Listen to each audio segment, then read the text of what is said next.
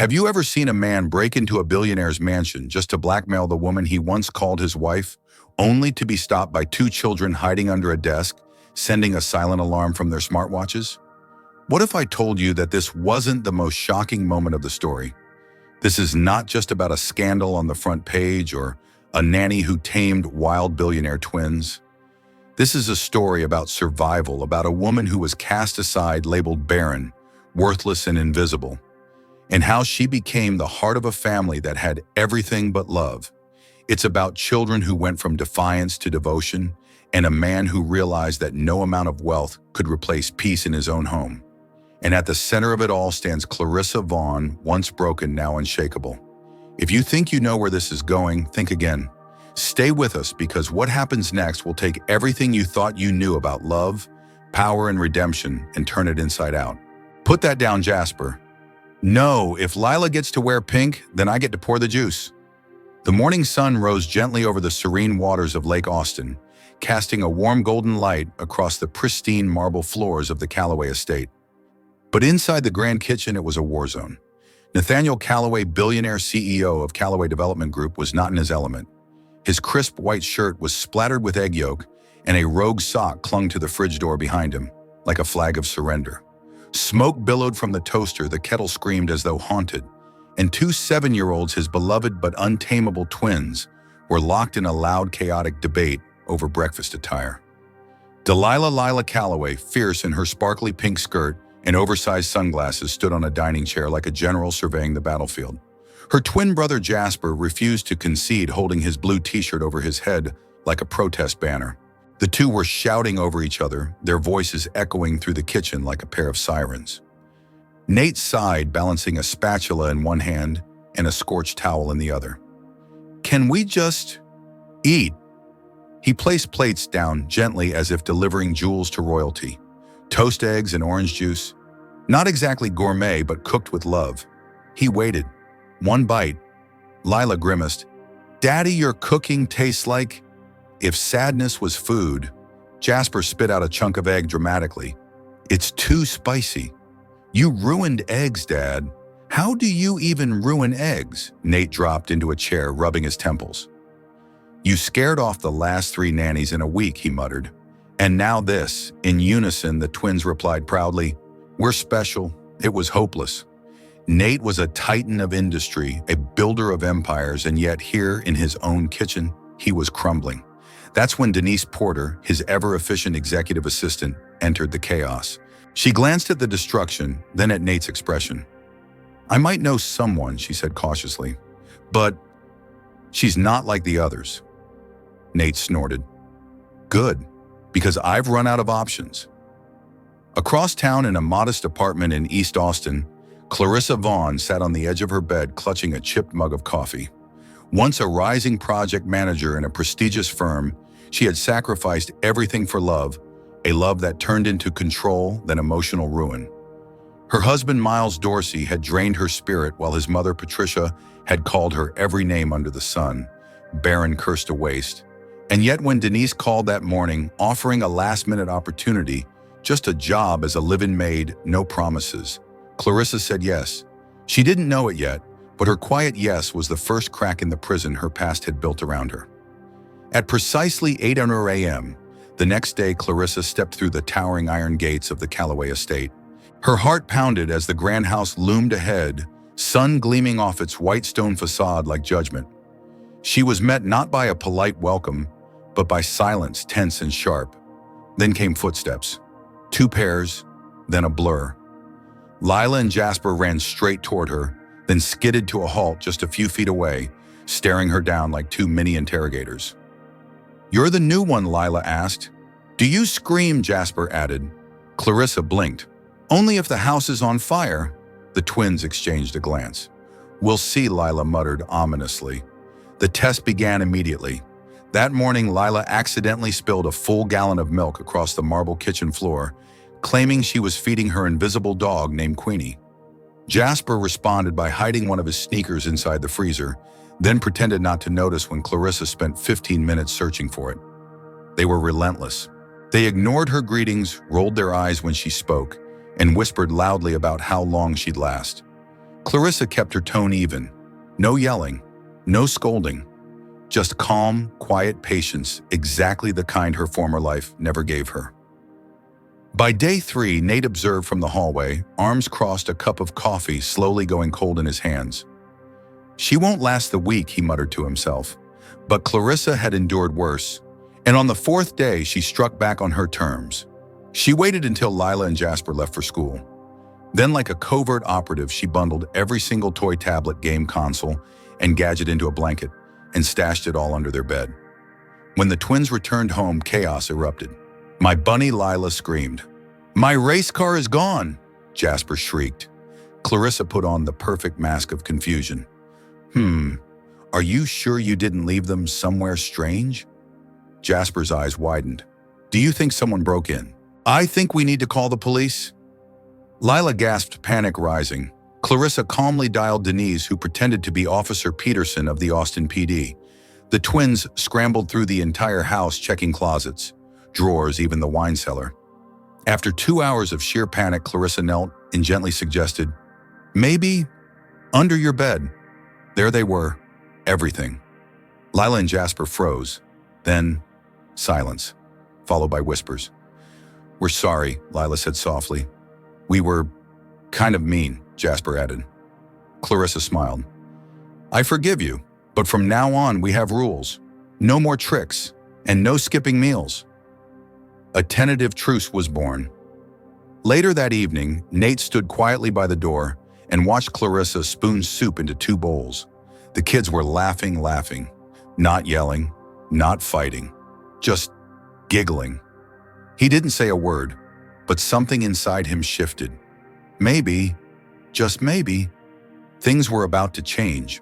We're so sorry to pause the story here, especially when the Calloway estate is finally starting to calm after days of chaos. But trust us, the next part will shock you. Do you think Clarissa has what it takes to survive in a world where even billionaires fail at parenting?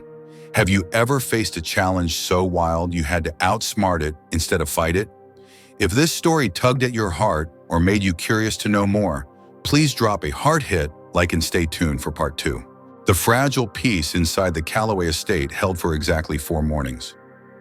On the 5th, Clarissa Vaughn came down the grand staircase to find Delilah and Jasper seated at the kitchen island, quiet, swinging their legs, waiting for breakfast. The sight nearly stole her breath. Gone were the warring generals. In their place sat 2 bright-eyed kids, spelling each other's names with blueberries on pancakes. She served them with a grin she had almost forgotten she possessed. "Blueberries for bravery," she announced. Jasper saluted with his fork. "Ma'am, yes, ma'am." Lila giggled, then leaned across the counter. "Miss Clarissa, are you scared of anything?" Thunder, she admitted. "It sounds like the sky breaking." "Then we'll protect you," Lila promised, tiny fist clenched. Clarissa's throat tightened. Protection, what a foreign idea. But thunder was already rolling toward them, hidden behind a bright Texas sky. That afternoon, a black SUV screeched to a stop outside the gates. Denise Porter stepped out, clutching a copy of the ATX Times. The headline sprawled across the front in cruel capital letters: "Billionaire Nate Calloway's new lady, heartbroken maid, or manipulative gold digger." Below, a glossy photo showed Nate pushing a shopping cart laden with cereal while Clarissa knelt to tie Jasper's shoe. To any rational eye, it was sweet. To gossip-starved markets, it was scandal. Denise found Nate pacing his study shirt sleeves, rolled, phone pinging nonstop. Stock alerts, board members, investors, all demanding blood. The director scheduled an emergency call for 5. Denise said, voice low. "They want a statement that Clarissa is temporary." Nate smashed the mute button on his phone. "Temporary." He exhaled hard. "She saved my kids from becoming tabloid monsters." Denise laid the paper in front of him. "They don't care. If the share price drops 6 points, the expansion deal in Berlin collapses." Outside the French doors, Clarissa led Lila and Jasper through an impromptu treasure hunt, mapping secret pirate routes across the garden. Nate watched them laugh, really laugh, and felt the vice around his chest twist. Late evening, storm clouds finally gathered, the kind that swallowed sunsets without warning. Clarissa tucked the twins into their oversized canopy bed. "Tell the thunder to stay outside," Lila whispered. "Thunder can roar all it wants," Clarissa said. "But we choose whether to let fear through the door." The words were for the children, but also for herself, because fear was knocking, wearing a familiar voice. Her phone buzzed. "Miles Dorsey," she answered in the hallway. "You think you've traded up?" he hissed. "You're a headline now worth cash to anyone who photographs you slipping. Come home, Clarissa, before you embarrass yourself further." She hung up. Her hands shook, but her spine stayed straight. For the first time in years, she did not feel small. She felt furious. The thunder outside began to rumble. Downstairs, the board call played out like a tribunal. Faces flickered on the screen. Gray hair, gray suits, gray morals. Nate, the chairman, intoned, "This caretaker is jeopardizing billions." Announce her immediate dismissal. We'll frame it as a routine personnel transition. A younger director chimed in. Or at least move her off-site until the media cycle dies. Nate flexed his jaw. "She's responsible for the first stretch of harmony this house has seen since my wife died. Dismissing her would devastate the kids." "Your children will recover," the chairman said. "Our shareholders may not." Silence tightened around Nate's shoulders. In that silence, he remembered panic attacks in hospital corridors, sleepless nights replaying the twins' meltdowns like horror films. And then he pictured Clarissa kneeling beside a frightened daughter who once trusted no one. "I won't fire her," he said finally, "but I will protect the company. We'll craft a statement tomorrow that clarifies the nature of her employment." He almost choked on the word employment. It suddenly felt like an insult. He ended the call. For a moment, he considered telling Clarissa everything. But she deserved rest tonight. Tomorrow could steal her peace soon enough. Tomorrow arrived early and violently. At 6 a.m., an anonymous social media account leaked doctored screenshots of Clarissa's HR file, labeling her a career climber with a termination record. Patricia Dorsey's handiwork, no doubt. The tags exploded. Chuck and Maid to Millionaire. Callaway crisis. Minutes later, paparazzi swarmed the lakeside gate. The estate's security intercom crackled with shouted questions. Lila and Jasper pressed their noses to the upstairs window, wide-eyed.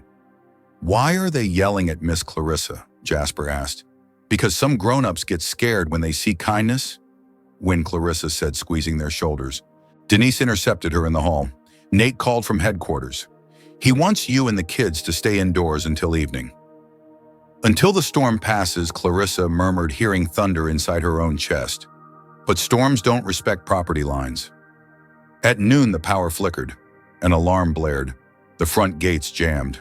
Clarissa hurried the twins into a back corridor just as a crack of lightning split the sky. No, not lightning. A camera flash inside the house. Someone had breached security. Clarissa's heartbeat hammered.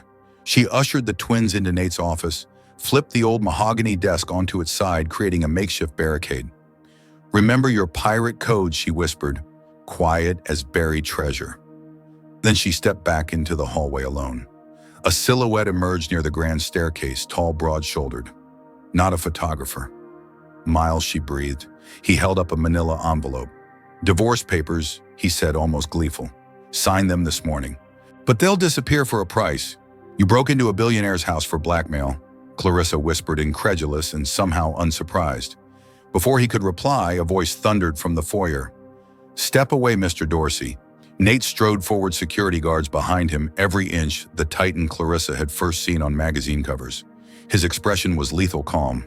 Miles laughed, waving the envelope. "Buy your way out. Call it a settlement." "You trespassed," Nate said, eyes cold.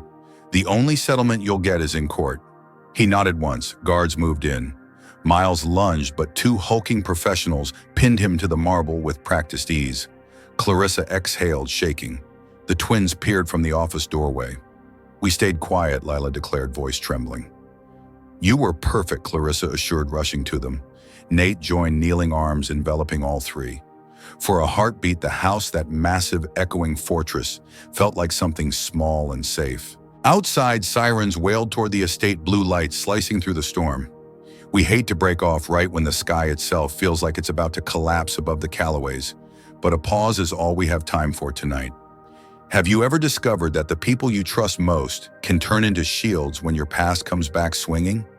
Do you believe Nate's decision to protect Clarissa will strengthen his family or shatter his empire? Please tap the heart and hit like so we know you're with us. By dawn, the storm had cleared, leaving the Calloway estate washed and glistening under a pale sky. Inside, the hush felt different, less like shock, more like that deep, tremulous stillness after a heart resumes its beat. Clarissa spent the early hours at the twins' bedside, smoothing damp curls from Jasper's forehead and whispering nonsense stories about pirates who outfoxed thunder. Lila held Clarissa's hand so tightly her knuckles shone white. Somewhere downstairs, Miles Dorsey waited in handcuffs for the sheriff's car, but in this room, the past had already lost its grip. Nate knocked once and stepped in. For a long moment, he simply watched the three of them, two children, who had stormed every heart that tried to love them, and the woman who taught them safety. He cleared his throat and spoke so softly, even the floorboards seemed to lean closer. "The board wants a statement in 2 hours," he said. "They still think sending you away will calm the markets." Clarissa met his eyes, prepared now to pack her single suitcase to vanish, rather than see these children wounded by rumors. But Nate shook his head. "I've made my decision," he continued. "If they threaten to pull funding, I'll buy them out." Her breath caught. "That could ruin everything you've built." "Not everything," he said, and glanced at Lila and Jasper. "The best part of my life is in this room." The children looked from one adult to the other, confusion blooming into sudden hope. Clarissa felt it too, an impossible warmth, thawing a decade of winter. 2 hours later, Nate stood on the marble steps facing a forest of microphones. Cameramen jostled. Flashes popped like fireworks. Investors, analysts, board members all tuned in live, waiting for him to renounce the so-called scandal. Instead, he began with a story. He spoke of twins who lost their mother to illness and retaliated against the world with chaos. He spoke of a father who could erect skyscrapers but not peace. Then he spoke of Clarissa Vaughn, of her patience, her daring, her refusal to break even when the whole house seemed designed to crush her. This morning he finished, "I am naming Clarissa Vaughn Executive Director of the Lila Jasper Foundation, dedicated to children traumatized by loss or abuse. Callaway Development Group will endow the foundation with $50 million. Anyone choosing to divest is free to go. Those who stay will help build something better than profit." The crowd erupted. Reporters peppered him with questions. Stock tickers flickered uncertainly, then almost as if a shared conscience steadied the numbers began to climb. Somewhere in Berlin, the expansion partner watched the speech and sent a terse email, "Deal is still on." Inside, Clarissa watched the broadcast with Denise. When the applause rose, she felt it like tidal water lifting her ribs. Her phone pinged a single text from Patricia Dorsey, furious that her smear campaign had backfired. Clarissa typed 3 words in response. "I forgive you," then blocked the number forever. The legal fallout moved quickly. Miles was charged with felony trespass and attempted extortion. Bail denied. Clarissa signed the divorce decree without trembling. For the first time in years, her name felt like it belonged to her alone. Weeks passed. The foundation's offices took shape in a renovated boathouse at the edge of the estate. Counseling rooms painted dawn yellow shelves lined with donated books, a kitchen where Clarissa tested recipes children actually wanted to eat. Lila and Jasper designated themselves junior ambassadors, giving impromptu tours and demanding extra cookies from any donor who seemed uptight. One humid Friday evening, thunder skirted the horizon but never breached the lake. Clarissa stood on the dock with Nate feet bare against the warm cedar planks. Fireflies blinked like hesitant camera lights. "I once told your daughter thunder scared me," she said, eyes on the far clouds.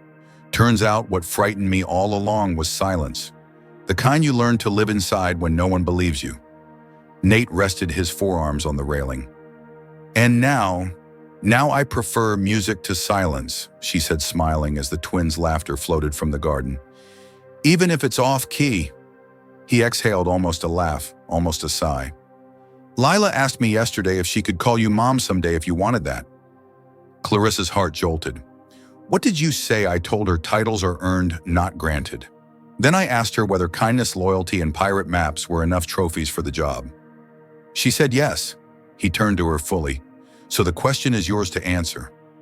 Tears prickled Clarissa's eyes, but they were warm, not bitter. The lake shimmered bronze in the setting sun, and for the first time she felt no need to whisper, no need to brace herself against disappointment. "I'd be honored," she said. Later, when night settled and the household slept, she walked the corridor alone, listening to the easy cadence of Nate's breathing behind a half-open door, the soft snores of 2 exhausted adventurers, The whir of the security system reprogrammed to keep danger out, not love in. She paused at a tall window where moonlight banded the floor like silver ribbon. She thought of the first day she entered these gates, heart-hammering, carrying more fear than luggage. She thought of Miles's sneer, Patricia's poisoned tabloids hungry for ruin, and she thought of two small hands that promised to protect her from thunder. Promises kept. A gentle breeze shivered through the curtains, stirring the air like a quiet epilogue. Clarissa closed her eyes and breathed deeply of jasmine and lake water. This, she realized, was the sound of a family being born one heartbeat at a time. Which part of Clarissa's journey resonated with you most? Her stand against the board's pressure, or her gentle victory over her own doubts? Have you ever witnessed a single brave choice transform an entire community? Tell us how this story made you feel. Comment. No. 3 if it touched you deeply. No. 1 if it fell short. No. 2 if it was just okay. And where are you watching from? Your city might be closer to Lake Austin than you think. Please tap that heart and share the video so more people remember that thunder can roar, but it doesn't get the last word.